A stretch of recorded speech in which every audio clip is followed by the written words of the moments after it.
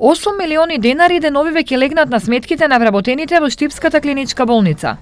Парите, лекарите и останатиот медицински персонал ќе ги добијат на име за останат долг за надомесна плата, кој не им бил исплаќен во претходните 3 години. Парите се обезбедени, значи договорите се веќе потпишани со сите доктори скоро, останува уште со останатиот 7 персонал се потпише. Првата рата ќе ја добијат со мајската плата почетокот на јуни, едната половина, другата половина ќе ја добијат со исплата на августовската плата. Парите се обезбедени преку фондот за здравство и првата рата веќе ја има на сметката на болницата.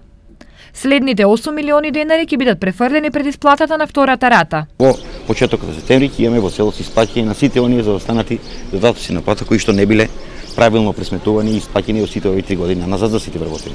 И тој проблем е решен. Се работи сума од околу 16 милиони денари или над 250.000 евра.